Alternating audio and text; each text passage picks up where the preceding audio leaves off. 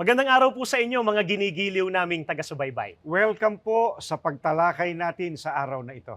Kapatid na Edwil, patuloy po nating isinasagawa ang ganitong mga paghahayag ng mga salita ng ating Panginoong Diyos sa pangunguna po ng ating tagapamahalang pangkalahatan sapagkat ginagawa po natin yung nais ng ating pong Panginoong Diyos na ang lahat ng tao po ay maligtas. Subalit, kailangan muna po ay makaunawa sila ng katotohanan. Tama ka dyan. Marahil mga kaibigan ay sasang-ayon po kayo sa aming sasabihin na patuloy po talagang tumitindi ang mga suliranin, ang mga ligalig na araw-araw po ay nasasagupa ng tao dito sa mundo. Kami po ay naniniwala na ang lahat po ng yan ay palatandaan po na napakalapit na natin sa araw ng paghuhukom o ang katapusan ng mundo. Kaya nga po, bago po dumating yon, kapatid na Edwil, hindi po ba't sinisikap talaga ng Iglesia ni Cristo na maipag-anyaya po sa lahat ang pag-anib sa iglesyang ito na naglilingkod po sa inyo ngayon sa pamamagitan ng programang ito. At dahil dyan, kapatid na Limuel, at mga giliw po naming mga sumusubaybay, walang sawa naming uulit-ulitin sa inyo ang amin pong open invitation na magpunta po kayo sa pinakamalapit na gusaling sambahan ng Iglesia ni Cristo para doon po ipagpatuloy ang inyong pagsusuri sa mga aral po ng Biblia na sinasampalatayanan namin. Sana po sa pamamagitan nito ay magkasama-sama tayo sa loob ng Iglesia ni Cristo. Katunayan nga po, Ka Edwil, ay napakarami po ng mga nagsuri na sa mga aral ng Iglesia ni Cristo at tumanggap na po ng banal na bautismo noong nakaraang buwan lang po. Kaugnay po niyan, mga kaibigan, panoorin po natin ito. O kining atong pagabuhaton karon nga lingap pamamahayag mga kaigsuonan inahatagan o pili. May unta nga ilahang tukuran og simbahan diri kay para daghan mi nga maminaw. Talagang pumasok sa aking puso at isipan kung gaano talaga kahalaga ang Iglesia ni Cristo sa buhay ng tao. Mula po sa isla ng Kabulan, isla ng Coaming, isla ng Panganan, isla ng Santa Rosa o yung Ulango Island, doon nang galing yung mga babautismuhan.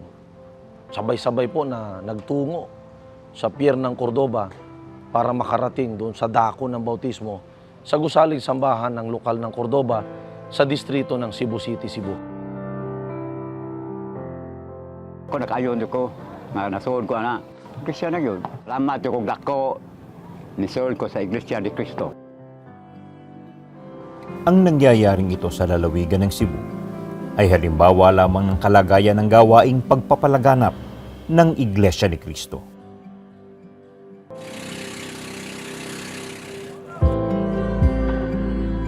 Ito po sila ang mga kasama ko na magpapabautismo po ngayon bilang isang ganap na Iglesia ni Cristo. Proud na proud po ako. Pati na po yung pamilya ko, kabanay namin, lahat po ng isla ng Taganasingin. Proud na proud po na naging Iglesia ni Cristo na po kami. At hindi po namin ito ipagpapalit kahit kailan. Kung paano doon sa mga isla na ngayon ay nagsasagawa rin ng mga pagbobotismo, dito po sa mga syudad, patuloy na nagtatagumpay ang iglesia, lalo na po ang gawaing pagpapalaganap. Actually, nung una, medyo kinakabahan akong pumasok sa gusaling sambahan. Pero nung nakapasok naman ako, nakita ko na very welcoming pala yung mga tao. Sa Iglesia po ni Cristo, welcoming po sila, hindi ka po nila papabayaan. Hesitant po before kasi marami po akong naririnig. Pero nung ako po ay pumasok sa kanilang loob at nakinig po sa aral, doon ko po napatunayan na mali po pala ang mga haka-haka po ng iba. Mababait po ang mga tao sa loob po ng iglesia, disiplinado po. Kaya nainganyo po ako at kasama ko po ang mga anak ko sa pagpasok po sa kawan. Sa ngayon po, napakasaya po. Lalo na kakatapos ng bautismo namin. Kasi yun po talaga yung inihiling ko nung nag-start pa lang ako ang mabautismohan. Mabiyaya po yung araw na to. Kasi yung araw na to is kaarawan ko din. So, very meaningful yung bautismo ko ngayon. Yung maitawid sila sa kaparusahan pagdating ng araw ng paghuhukom, yun ang nagbigay sa kanila ng pagkakataong magpasya na umanib, yakapin ang Iglesia ni Cristo. Tulad ko, Tulad ko po, tulad ko. Tulad ko, welcome po kayo sa Iglesia ni Cristo. welcome din po kayo sa Iglesia ni Cristo. Welcome po kayo sa Iglesia ni Cristo.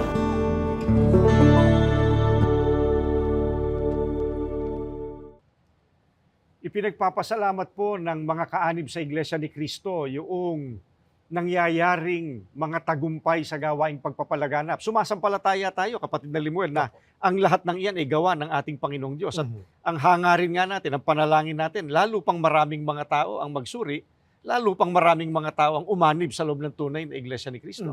Kaya salamat po talaga sa ating Panginoong Diyos at lahat po ng kapurihan iniaalay natin sa Panginoong Diyos. At yan pong mga tagumpay na ibinibigay niya sa Iglesia, kapatid na Edwil, ay dahil na rin po sa masasabi po nating non-stop na pag-aanyaya, pag-iimbita ng atin pong mga kapatid sa loob ng Iglesia ni Cristo sa pangunguna po ng ating tagapamahalang pangkalahatan. Kaya baka naku-curious po yung mga nanonood po sa atin ngayon, Ka Edwil.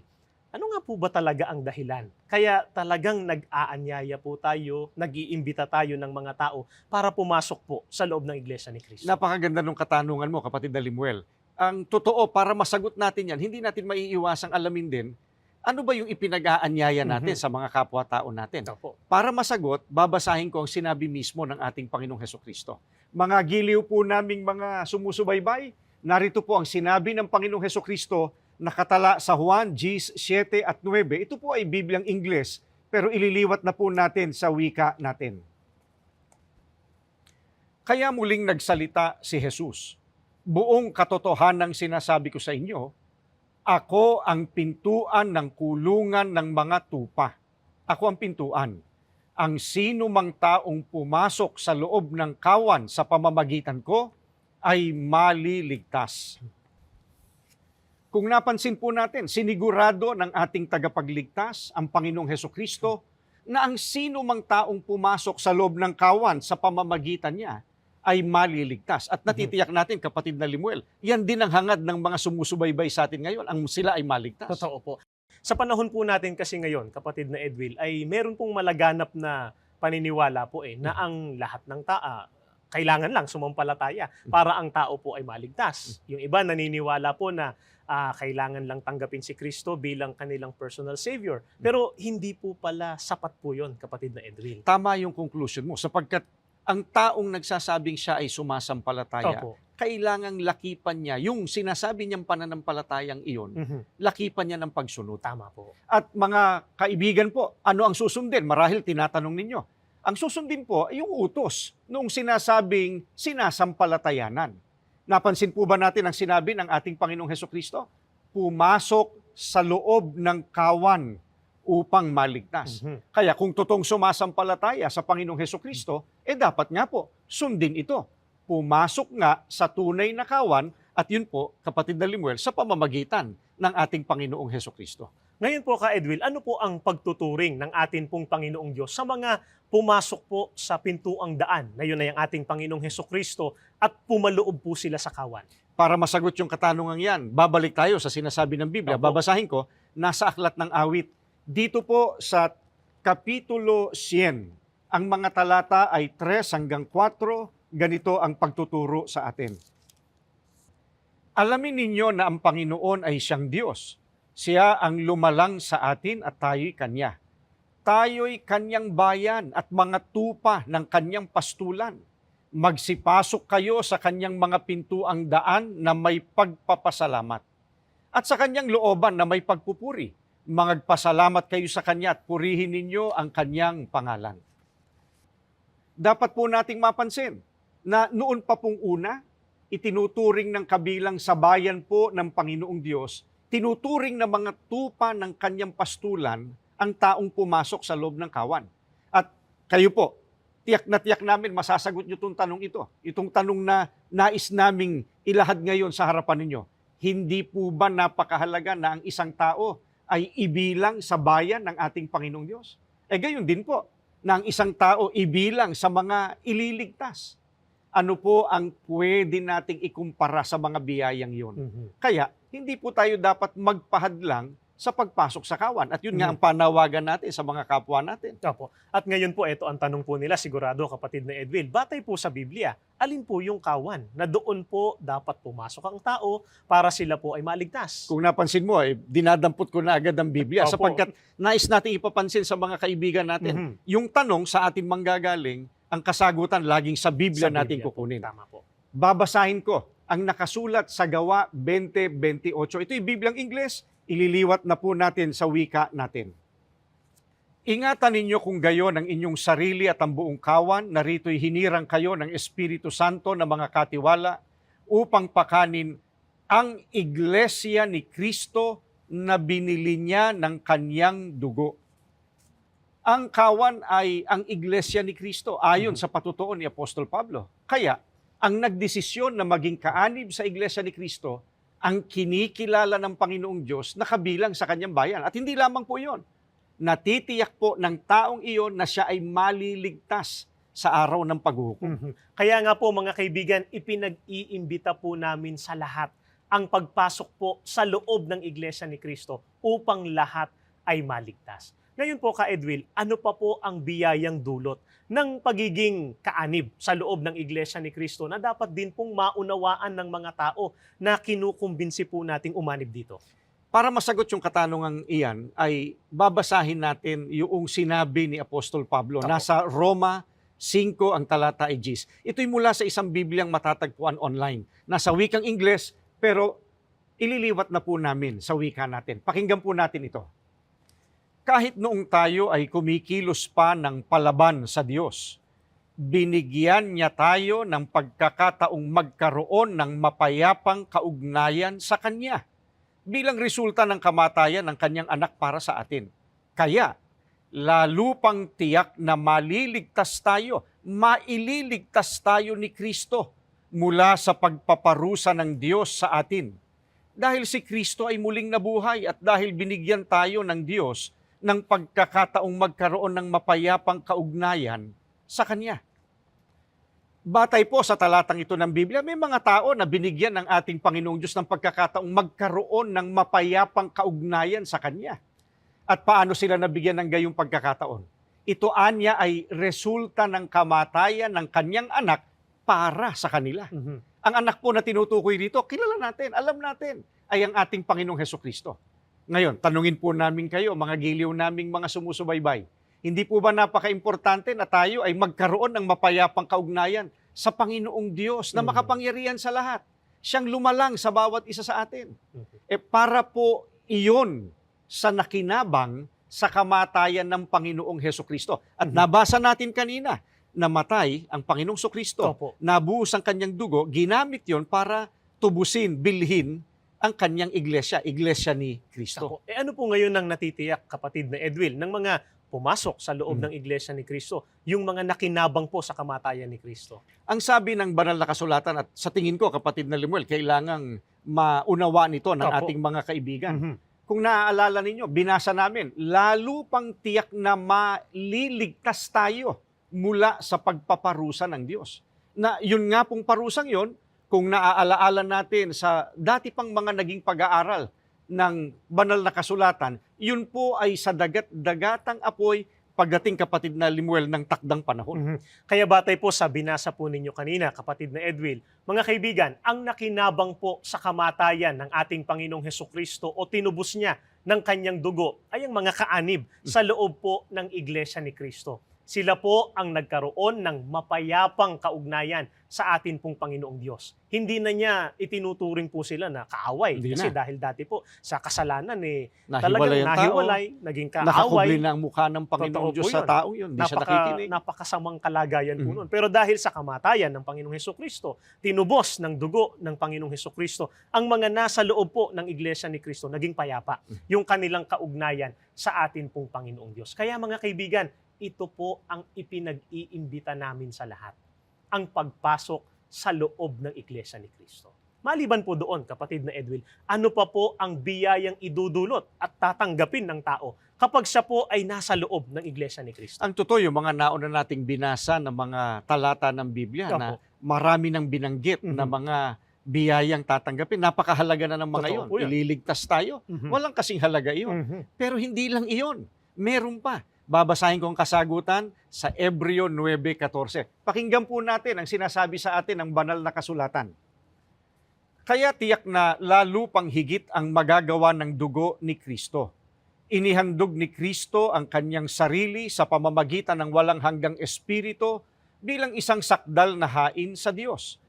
Ang kanyang dugo ang lubos na maglilinis sa atin sa lahat ng masasamang bagay na ating nagawa. Ang kanyang dugo ang dadalisay maging sa ating puso. Ginawa tayong dalisay upang makasamba, makapaglingkod tayo sa buhay na Diyos. Sana po napansin natin, ang Biblia binasa po namin ay Bibliang English at iniliwat na lamang po namin sa wika natin. Ano po yung nais naming isa pang napakahalagang mapansin ninyo sa aming binasa sa inyo? Bagaman katutubong sagutin po ng tao ang sumamba, ang maglingkod sa Panginoong Diyos na lumalang sa ating lahat. Gayunman, hindi po lahat ng tao ay may karapatang magsagawa niyon. Bakit po? Sapagkat ang tao ay nagkasala. Ang tao po ay nahiwalay sa Panginoong Diyos. Kaya ano po ang kailangan ng taong nagkasala upang muling magkaroon ng karapatang sumamba at maglingkod sa Panginoong Diyos? Kailangan nating madalisay. Kailangan po malinis tayo.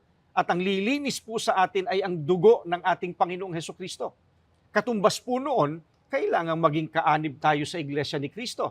At baka itinatanong nila, bakit? Sapagkat ang tunay na Iglesia ni Kristo ang nilinis, tinubos ng dugo ng ating Panginoong Hesukristo. Sa ano po nilinis, Ka Edwil, o dinalisay ng ating Panginoong Hesukristo yung mga umanib sa loob ng Iglesia ni Kristo? Nililinis, dinadalisay sa mga ginawang masama o sa kasalanan. Sapagkat dapat matandaan nating lahat, dahil sa kasalanan, kaya nawala sa tao ang karapatang maglingkod at sumamba at hindi na siya pinakikinggan ng ating Panginoong Diyos. Totoo po. Kaya nga mga kaibigan, ito po ang isa pang dahilan. Kaya kinukumbinsi po namin kayo, inaanyayahan po namin kayo na pumasok sa loob ng Iglesia ni Kristo. Nang sa gayon, magkasama-sama po tayo sa tunay na paglilingkod at pagsamba sa atin pong Panginoong Diyos. Ngayon po, Ka Edwil, ano pa po ang napakadakilang biyaya na tatamuhin po ng tao kapag nagpaunlak po siya, pumasok siya sa loob ng Iglesia ni Kristo? Etong babasahin ko, muli galing sa isang Bibliang Ingles, pero ililiwat ko na sa wika natin. Nasa Hebreo uli. Ang kapitulo po ngayon ay kapitulo 12, ang mga talata po ay 22 hanggang 23. Pakinggan po natin itong mga talatang ito ng banal na kasulatan. Subalit, nakarating na kayo sa katotohanan. Narito lamang tumutukoy ang mga simbolo. Sa bundok ng Sion, ang bagong Jerusalem, ang makalangit na lungsod ng Diyos na buhay. At kayo ay bahagi ng lungsod na iyon. Nakisama kayo sa milyon-milyong anghel na nagdiriwang sa harapan ng Diyos sa makalangit na santuaryo. Ang tunay na iglesia ni Kristo na ang mga pagkakakilanlan ay natatago sa langit. Binabanggit dito kung sino ang mga makararating sa langit upang makasama ng ating Panginoong Diyos at maging noong milyon-milyong mga anghel na naroroon. Alin po ang pinatutunayan ng Biblia na makararating sa langit? Ang tunay na iglesia ni Kristo. Hindi po ba't gusto nating makarating tayo sa langit? Yan nga ang pinakahahangad para sa atin ng lahat na tayo ay makatungtong dun sa bayang banal. Kaya kailangan ng tao ang tunay na iglesia ni Kristo. At yan po talaga ang nais ng Panginoong Diyos, hindi po ba, Ka Edwil, na ang lahat ng tao ay maligtas. Pero ang katotohanan, kailangan po talaga na pumasok sa loob ng iglesia. At iyan nga ang pinakahahangad ng lahat, no? Na magtamo tayo ng kaligtasan. Natitiyak ko pagka kinausap natin yung mga sumusubaybay sa atin ngayon, nabanggit na sa kanila yan, maging ng mga magulang nila, mga nagmamahal sa kanila, na ang gusto natin pare-pareho, tayo ay makarating sa bayang banal.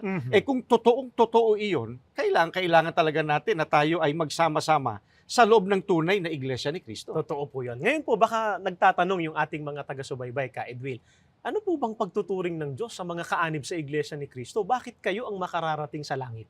Baka yan ang tumatakbo sa kanilang isipan. Napakaganda ng katanungan. Kailangang sagutin natin. Opo. Sasagutin namin sa inyo mula po sa banal na kasulatan. Bibliang English po ito, babasahin na namin sa wika po natin. Ililiwat na po namin. Efeso 3, ang talata po ay talatang 6. Ganito ang patutuo sa atin ni Apostol Pablo. Ang katotohanang nahayag ngayon ay ito. Ang mga hentil ay maaaring maging kapwa mga tagapagmana ng Diyos kasama ng Israel. Sila ay karapat-dapat na ipakipag-isa sa iisang katawan, ang Iglesia ni Kristo.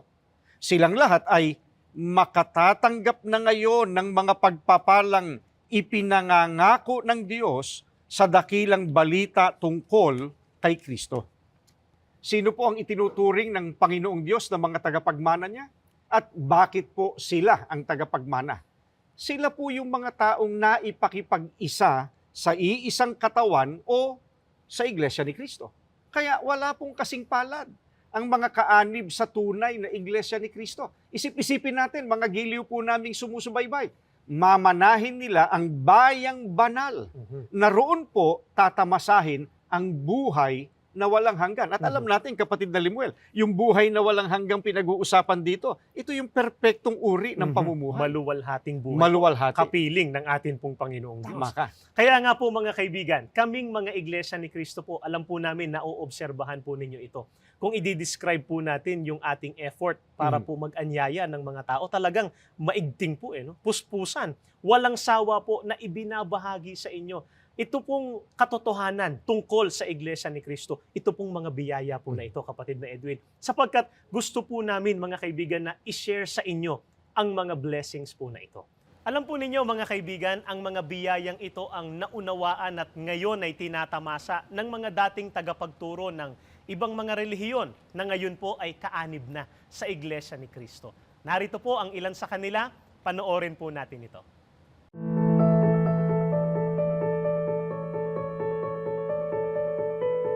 Nung ako'y mabautismuhan sa Iglesia ni Cristo, ang Diyos at saka si Cristo ay sumasa amin mag-asawa.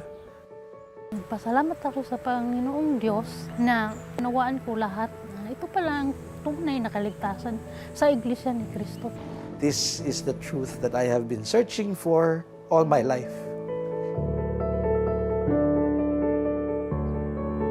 I was a seminarian studying to be a Catholic priest. I went into the seminary that lasted until college.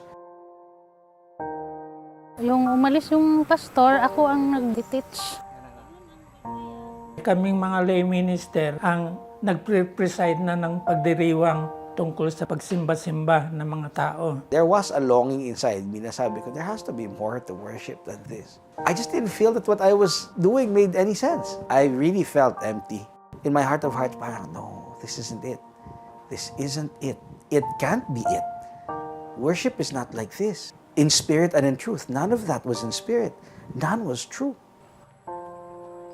Itinuturo ko po yun, ang Diyos may tatlong persona. Pakiramdam ko na habang akong nagtuturo ay parang naunawaan ko, pero hindi ko pala naunawaan ang sinasabi ko. Yung mga huling taong ko sa lay minister, doon na nagsimula na may pag-aalinlangan na ako sa Iglesia Katolika. Yung panganay nga namin, madalas nang magpadala ng pasugo sa bahay. Walang itinuro na hindi nakikita sa Biblia, na hindi mababasa sa Biblia. Tao nagtanong, Biblia sumagot. At doon mo makikita na ito talaga tunay. Walang hiwalayan sa Biblia. Nung makausap ko po yung nagdodoktrina po sa akin, hindi naman po, wala na pong sapilitan, makikinig po kayo, ang pagpapasya po ay nasa puso po ninyo. And it was there that I agreed to listen to the doctrines. Pagkatapos ko pong naintindihan na si Kristo ay tao, pumunta ako sa kapelya. Ni-welcome ako sa destinado din. Nakinig na po ako ng Bible study ng iglesia. Ang dinuturo nila galing talaga sa Biblia. Ang ministro sa iglesia, nakabatay sa Biblia lahat. Sa doktrina, itinuro sa amin ang lahat na dapat namin malaman para maging tunay na iglesia ni Kristo. Ang may papangako ko lang hanggang makakaya ko na maglingkod sa Kanya kahit sa anong kaparaanan, gagampanan ko yung akin tungkulin na nayatang sa akin. Kahit ano man ang kahirapan na dumating, hindi ako titigil. Kasi alam ko na ang tunay na reliyon ay yung iglesia, ang tunay na kaligtasan na sa iglesia ni Cristo. And I thank God for using events just like a pandemic. Selfish as it may sound, that's when I had the time to really sit down and ask myself, what's going on with my life? I'm not okay. I need God, and I need to find Him. Because if I don't, then what's living for? There's no joy in life. There's no meaning in life. Salamat po, Ama, kasi there was nothing in me that was lovable. I was not chosen because I was in any way special or better than anybody. Naawa lang po talaga ang Diyos. Kaya salamat po ng marami, Ama, sa pinakita niyo pong awa sa akin at sa aking sambayan. Itataguyod po namin ang aming kahalalan sa tulong at awa niyo rin po. Salamat po. Welcome back po mga kaibigan sa Reconnect an Evangelical Mission. Kanina po ay tinalakay po natin ang kahalagahan po ng Iglesia ni Cristo para ang tao po ay mapatawad sa kasalanan, para siya ay magkaroon ng karapatan na maglingkod at sumamba sa Panginoong Diyos at higit sa lahat ay maligtas po pagdating ng araw ng paghukom. Pero kanina po kapatid na Edwila, meron po tayong iniwan na katanungan po, na gaano po kalaking kapakinabangan sa isang tao sa buhay pa lamang na ito kapag siya ay nasa loob ng Iglesia ni Cristo. Ano po ang sagot ng Biblia ukol dyan, kapatid na Edwin? Para masagot natin yung katanungan, gaya nga ng sinabi mo, Biblia talagang babasahin natin. At itong babasahin ko mula sa banal na kasulatan, Efeso 3:20 hanggang 21, ipakikita nito sa atin kung gaano ang kakayanan, ang kapangyarihan ng ating Panginoong Diyos kapag ang pinag-uusapan ay may kinalaman sa kahilingan ng kanyang mga tunay na lingkod. Muli, sasagutin natin yan sa pamamagitan ng, gaya nga ng nabanggit ninyo, babasa tayo ng talata ng Biblia. Efeso 3:20 hanggang 21. At dito sa talatang ito ay nais nating mapansin uli ng ating mga sumusubaybay, galing siya sa ibang wika, ililiwat na lamang natin sa wika natin. Pakinggan po natin, Efeso 3:20 hanggang 21. Ang Diyos ay may kapangyarihang gawin ang higit pa sa hinihiling natin, ni hindi natin malirip kung ano ang kayang gawin ng Diyos upang tulungan tayo sa pamamagitan ng kanyang kapangyarihan. Lahat ng kabilang sa Iglesia ni Cristo, dapat natin siyang purihin magpakailanman. Amen. Napansin po ba natin? Hindi po ba napakalaking pakinabang nito? Isip-isipin po natin, hindi malirip ang sabi sa atin. O katumbas nun, hindi masusukat ng isip ng tao. Ang alin po? Ang kayang gawin ng tunay na Diyos. Makapangyarihan siya sa lahat Kaya niyang gawin para tulungan tayo sa pamamagitan po nung taglay niyang kapangyarihan. Pero kanino lamang po ito iniuukol ng Panginoong Diyos? Kung napansin po natin, sa mga nasa loob ng tunay na Iglesia ni Cristo. Napakalaking pakinabang po nun, Ka Edwin. Totoo. Hindi po ba? Maliban po doon, paano pa po pakikinabangan ng mga nasa loob ng Iglesia ni Cristo yung pagtulong po ng Panginoong Diyos? Para masagot, basahin uli natin ang isang talata ng banal na kasulatan. Narito po sa Awit 4, ang talata po ay 3. Sa pagkakaliwat na po sa wika natin, ganito po ang ating mababasa. Tandaan mo itong mabuti. Ibinukod ng Panginoon ang mga tinubos para sa kanyang sarili. Kaya nga, pakikinggan niya ako at sasagutin kapag tumawag ako sa kanya. Ang tinutukoy rito ay mga taong ibinukod ng ating Panginoong Diyos. At kung napansin po natin, nilinaw na ang mga tunay na ibinukod, sila yung mga tinubos. Kanina po, pinaglingkod na namin sa inyo yan mula po sa banal na kasulatan. Sa panahong Kristiyano, meron pong mga tinubos, meron pong ibinukod. Sila po ay ang mga kaanib sa Iglesia ni Cristo. Kaya, paano pakikinabangan ng tulong na ipagkakaloob ng Panginoong Diyos? Tulad po ng sinabi ng lingkod niya, pakikinggan niya ako at sasagutin ako kapag tumawag ako sa kanya. Kaya may karapatan ang isang kaanib sa Iglesia ni Cristo na tumawag. may karapatan tayo na manalangin sa ating Panginoong Diyos. At Mhm. hindi lang tumawag at nanalangin, bibigyang pansin ng Panginoong Diyos yung ating pagtawag. Isa pong napakalaking pakinabang ng mga nasa loob po ng Iglesia ni Cristo. Kasi kung oobserbahan po natin ang mga tao po sa mundo ngayon, lalo na po ngayon na may pandemic po tayo, pahirap ng pahirap po ang buhay, kapatid na Edwil, maraming tao talagang hinahanap po ang Panginoong Diyos, tumatawag, nananalangin sa Panginoong Diyos. Pero isang malungkot po na katotohanan, mga kaibigan, na ang karapatang manalangin sa Panginoong Diyos at sagutin niya, hindi po taglay ng lahat ng tao. Ang mga tinubos lamang po ang kinaawaan ng Panginoong Diyos na makabiyaya po sa karapatang yon, batay po sa Biblia. At isa ito, mga kaibigan, sa pinakahahangad po naming tamuhin ninyo. Kaya po, inaanyayahan namin kayo sa loob ng Iglesia ni Cristo. Ngayon po, Ka-Edwil, ano pa po ang biyaya na nakalaan sa mga nasa loob ng bayan ng Panginoong Diyos kahit sa buhay pa lamang po na ito? Ang kasagutan ay nasa Aklat ng Awit ko babasahin. Dito po sa Awit 29:11, sa Bibliang ito po na Bibliang Ingles, ililiwat na po namin sa wika natin ang sinasabi po sa atin. Muli po, Awit 29, ang talata po ay talatang 11. Ang Panginoon ay magbibigay ng di mapasusuko at di makukubkob na kalakasan sa kanyang bayan. Ang Panginoon ay magpapala sa kanyang bayan ng kapayapaan. Ang kalakasan po na ibibigay ng Panginoong Diyos, ipagkakalob niya sa kanyang bayan.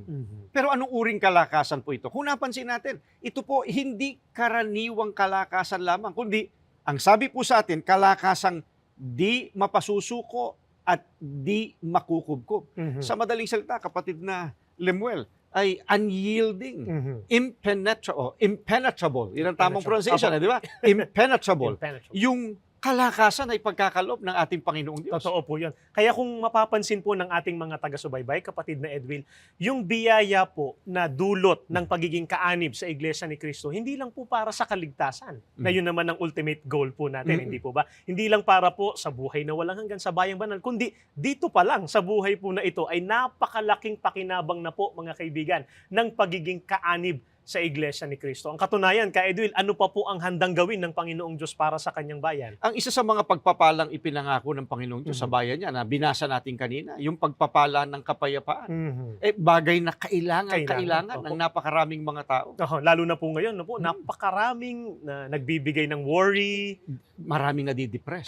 Totoo po, dahil sa stress po sa mga nararanasan po nila araw-araw. Napapanahon po talaga itong ating pinag-uusapan po ngayon na para po sa kapakinabangan ng lahat ng mga nanonood po sa atin. Kaya nga po, mga kaibigan, kung naoobserbahan po ninyo ang mga kaanib sa loob ng Iglesia ni Cristo, hindi naman po tayo exempted, Ka-Edwil, sa napakadaming mga problema. Kung ano po yung kinakaharap ng mundo, yun din po ang kinakaharap ng mga kaanib sa Iglesia ni Cristo. Pero pansinin po ninyo, mga kaibigan, hindi po kinakain ng kalungkutan, nade-depress, hindi po nawawalan ng pag-asa ang mga kaanib sa loob ng Iglesia ni Cristo, sapagkat meron pong lakas, merong pagtulong at pagsagot na manggagaling sa ating Panginoong Diyos. Kaya mga giliw naming taga-subaybay, ayaw po naming sarilinin ang kalakasan at kapayapaan na ipinagkakaloob ng Diyos sa kanyang bayan. Kaya nga po, ipinag-aanyaya po namin sa inyo ang pagpasok sa loob ng Iglesia ni Cristo. At sana po, paunlakan po ninyo ang paanyaya ng atin pong Panginoong Diyos. Ngayon, mga kaibigan, paano naman po kung ipahintulot ng ating Panginoong Diyos na ang mga lingkod niya ay humarap po sa napakabibigat na sitwasyon? Sabihin na po natin yung pinaka-extreme, kapatid na Edwin. Paano pa rin po nila pakikinabangan yung kanilang kaugnayan sa Panginoong Diyos? Ang kasagutan ay babasahin natin. Nasa Isaias 30:20 hanggang 21. Bibliang Ingles, pero babasahin na po namin, ililiwat na po namin sa wika po natin. Ganito po ang itinuturo sa atin. Inuulit po namin, Isaias 30:20 hanggang 21.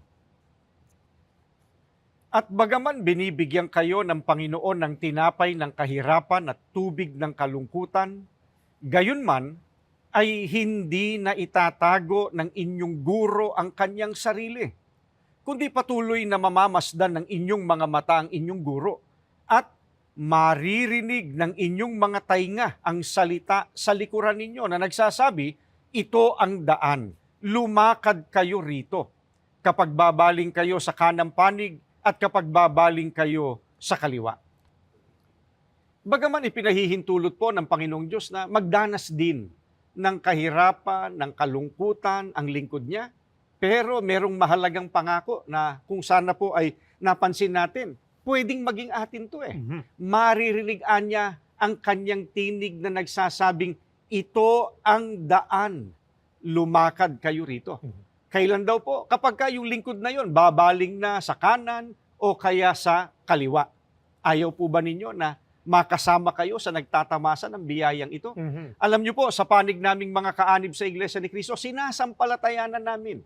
Tinutupad po ito ng Panginoong Diyos sa amin sa pamamagitan ng pagkasangkapan niya sa pamamahala na kanyang inilagay sa loob ng iglesia. Saksing buhay po kami kung paanong kami na mga kaanib sa Iglesia ni Cristo, buong pagmamalasakit na tinuturuan ng pamamahala sa loob ng iglesia. At ano po itinuturo sa amin? Gaya po ng itinuturo namin at ipinaglilingkod ngayon sa inyo. Mga salita ng Diyos na pawang nakasulat sa banal na kasulatan. Tanglaw po sa landas habang naglalakbay sa buhay na ito. Bakit po natin nasabi, kapatid na Edwil, na tanglaw po sa buhay natin na ito, yung mga salita ng Diyos na itinuturo po sa atin lagi ng pamamahala sa iglesia? Babasahin ko yung sagot mula sa Biblia sa katanungang iyan. Nasa Aklat ng Awit, 119, ang talata po, mga giliw naming mga sumusubaybay, ay talatang 105. Ganito po ang pagtuturo sa atin. Ang salita mo'y ilawan sa aking mga paa at liwanag sa aking landas. Hindi po ba natin ninanais na magkaroon ng liwanag na gagabay sa ating landas? Kung yun po ang nais ninyo, inaanyayahan namin kayo. Suriin po natin ang mga aral ng Diyos na itinataguyod ng Iglesia ni Cristo. Pawang mga nakatala sa banal na kasulatan. At umanib po kayo rito upang kayo man po magabayan ng Panginoong Diyos sa pamamagitan ng kanyang mga dalisay na katotohanan na ituturo sa atin ng pamamahala sa loob ng Iglesia ni Cristo. Paano po pakikinabangan, kapatid na Edwil, ng mga umanib sa loob ng Iglesia ni Cristo ang mga aral po ng Panginoong Diyos na lagi po itinuturo sa atin ng pamamahala? Para masagot ang katanungan, gaya marahil ng alam na ng ating mga sumusubaybay, babasa tayo mula sa banal na kasulatan. Ang babasahin ko ay nasa Filipos 3:16. Ito'y mula sa isang Bibliang English na online. Pero sa pagkakaliwat na po sa wika natin. Pakinggan po natin ito. Filipos 3:16. Subalit dapat tayong patuloy na mamuhay kung paano tayo namumuhay hanggang ngayon. Ang ibig kong sabihin ay, dapat nating patuloy na sundin ang Diyos. Dapat nating patuloy na gawin kung ano ang nais ng Diyos. Sa pagkaunawa namin dito, dapat nating gawin iyon. Pahayag po muli ito sa atin ni Apostol Pablo at tandaan po natin, si Apostol Pablo po sugo ng Panginoong Diyos. Namahala siya sa Iglesia ni Cristo noong unang siglo sa dako po ng mga hentil. Kinukumbinsi po niya ang mga unang Kristiyano, patuloy na mamuhay sa pagsunod sa Panginoong Diyos, patuloy na gawin kung ano ang nais ng Panginoong Diyos. Ito rin po ang hangad ng tagapamahalang pangkalahatan ng Iglesia ni Cristo, ang kapatid na Eduardo Manalo. Lahat ng kaanib sa Iglesia ni Cristo, mamuhay sa kabanalan, mamuhay sa pagkamasunurin sa Panginoong Diyos. Hindi po nagsasawa ang namamahala sa iglesia na ipaalaala sa amin ng mga kapatid sa iglesia kung ano yung aral ng Diyos. Nakasulat sa Biblia na dapat po naming laging sundin sapagkat yun nga ang hinahanap sa atin ng ating Panginoong Diyos. Totoo po. Pero ano pong napatutunayan natin, kapatid na Edwil, kapag tayo po ay patuloy na sumusunod sa mga nais ng Panginoong Diyos na itinuturo sa atin ng pamamahala? Kanina ang binasa natin, Filipos 3:16. Opo. Doon pa rin tayo, Filipos Kapitulo 3 pa rin, subalit ang mga talata pong ipaglilingkod namin, talatang 13 hanggang 14, Bibliang English po ito, pero sa pagkakaliwat na po sa wika natin, ganito po ang mababasa. Mga kapatid, alam kong marami pa akong dapat gawin, subalit may isang bagay akong ginagawa. Nililimot ko kung ano ang nasa nakaraan at sinisikap sa abot ng aking makakaya na marating ang hangganan na nasa unahan ko. Patuloy akong tumatakbo ng mabuti patungo sa hangganan ng takbuhan upang tamuhin ang aking gantimpala sapagkat tinawag ako ng Diyos sa pamamagitan ni Kristo Jesus para sa buhay roon sa langit. Sa patuloy po na pagsunod sa kung ano ang nais ng ating Panginoong Diyos, nais niya na gawin natin, ma-accomplish natin, ay napatutunayan po natin ang pagsisikap natin sa abot po ng ating makakaya. Pagsisikap na marating yung hangganan ng ating takbuhin o nung pamumuhay dito sa mundong ito. Bakit po dapat at mahalaga, kapatid na Edwin, na marating natin yung kumbaga finish line po nung atin pong takbuhin? Sapagkat napakahalaga ng naghihintay sa isang tunay na iglesia ni Kristong nakaabot doon sa hangganan na yon ng matagumpay. Ang pinag-uusapan natin dito, yung tunay na buhay, yung pamumuhay na walang hanggan doon sa bayang banal. Tama po. Kaya nga po, sinasampalatayanan ng mga kaanib sa Iglesia ni Cristo, mga kaibigan, na ang panahon po ng pagbabalik ng Panginoong Hesukristo talagang napakalapit na. Bago po dumating yon, tinuturuan at pinangungunahan po kami ng pamamahala sa loob ng Iglesia ni Cristo na sikaping hindi lamang po makarating sa loob ng Iglesia ni Cristo, kundi sikapin po higit sa lahat, makarating po sa uring maliligtas. Bukod doon ay pinagsisikapan po namin na mahikayat po kayo, mga kaibigan po namin, na magsama-sama tayo sa loob ng Iglesia ni Cristo, sa tunay na Iglesia ni Cristo. Sa gayon, magkasama-sama tayo sa pagsasagawa ng tunay at katampatang paglilingkod, ng pagsamba na tinatanggap ng Panginoong Diyos. At higit sa lahat, sama-sama tayo, mga kaibigan, sa pagtatamo ng kaligtasan, ng buhay na walang hanggan, at ng paninirahan po doon sa Bayang Banal. Kaya, welcome na welcome po kayo sa Iglesia ni Cristo. Tuloy po kayo, mga kaibigan. Yan po ang ating sama-samang ipanalangin ngayon sa ating Panginoong Diyos. Samahan po ninyo kami.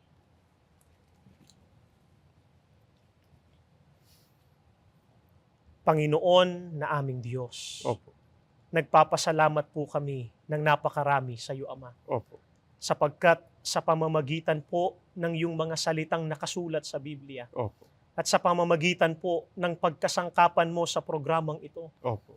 naunawaan po ng lahat ng sumusubaybay ngayon Opo. ang kahalagahan po at biyaya ng pagpasok sa loob ng Iglesia ni Cristo. Amen. Hindi lamang po para kami magtamo ng iyong tulong at awa, Opo. para po magtamo kami ng pagpapalakas sa buhay na ito, Opo. kundi higit sa lahat, mapatawad kami sa aming mga kasalanan. Opo. Tanggapin namin ang karapatan na sumamba at maglingkod sa iyo. Opo. Tanggapin namin ang pagsagot sa aming mga panalangin. Opo. Higit sa lahat, ang kaligtasan, ang buhay na walang hanggan, Opo. at ang pangakong bayang banal. Amen. Ito po sana, Panginoon naming Diyos, ang maunawaan ng lahat po ng naaabot ng programang ito. Amen. Itanim mo po ang tunay na pananampalataya. Opo. Makilala ang halaga ng pagpasok sa Iglesia ni Cristo. Amen. Paunlakan ang amin pong paanyaya at imbitasyon. Opo. Nang sa ganun, sama-sama kaming sasamba sa iyo. Sama-sama kaming tatanggap ng lahat ng iyong mga pangako. Amen. Panginoong Jesus, salamat po ng napakarami sa ginawa mong pagtubos sa Iglesia ni Cristo. Opo. Maawa ka po, marami pang tao ang pumasok sa loob ng Iglesia. Opo. Makasama namin sa pagtatamo ng kaligtasan. Amen. Pakilapit ang aming mga panalangin sa Ama Opo. at patibayin pa ang pananampalatayang ipinagkaloob sa amin. Amen. Amang Diyos, higit sa lahat, salamat po sa pamamahala Opo. na laging nagtuturo sa bawat isa sa amin ng iyo pong mga banal na salita. Opo. Tanglaw namin sa tamang paraan ng paglilingkod sa iyo. Amen. Patuloy mo silang ingatan at basbasan. Amen. At patuloy mo pong pakamahalin ang Amen. buong Iglesia ni Cristo. Amen. Magalang naming pakiusap ang lahat ng ito, Ama, Opo. sa pangalan po ng Panginoong Jesus, dakila naming tagapagligtas. Amen. Amen.